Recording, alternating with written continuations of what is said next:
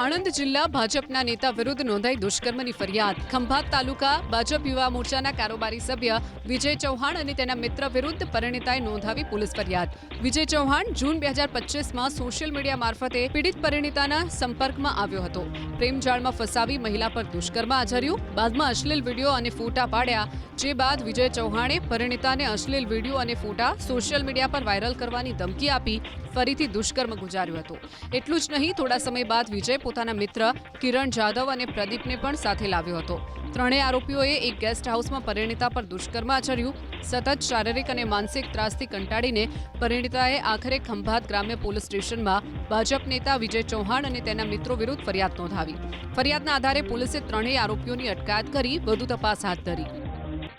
આણંદ જિલ્લા ભાજપના નેતા વિરુદ્ધ નોંધાઈ દુષ્કર્મની ફરિયાદ. ખંભાત તાલુકા ભાજપ યુવા મોરચાના કારોબારી સભ્ય વિજય ચૌહાણ અને તેના મિત્ર વિરુદ્ધ પરિણીતાએ નોંધાવી પોલીસ ફરિયાદ. વિજય ચૌહાણ જૂન 2025માં સોશિયલ મીડિયા મારફતે પીડિત પરિણીતાના સંપર્કમાં આવ્યો હતો. પ્રેમજાળમાં ફસાવી મહિલા પર દુષ્કર્મ આચર્યું. બાદમાં અશ્લીલ વિડીયો અને ફોટા પાડ્યા. જે બાદ વિજય ચૌહાણે પરિણીતાને અશ્લીલ વિડીયો અને ફોટા સોશિયલ મીડિયા પર વાયરલ કરવાની ધમકી આપી ફરીથી દુષ્કર્મ ગુજાર્યું હતું.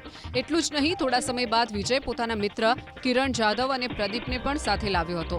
ત્રણેય આરોપીઓએ એક ગેસ્ટ હાઉસમાં પરિણીતા પર દુષ્કર્મ આચર્યું. સતત શારીરિક અને માનસિક ત્રાસથી કંટાળીને પરિણીતાએ આખરે ખંભાત ગ્રામ્ય પોલીસ સ્ટેશનમાં ભાજપ નેતા વિજય ચૌહાણ અને તેના મિત્રો વિરુદ્ધ ફરિયાદ નોંધાવી. ફરિયાદના આધારે પોલીસે ત્રણેય આરોપીઓની અટકાયત કરી વધુ તપાસ હાથ ધરી.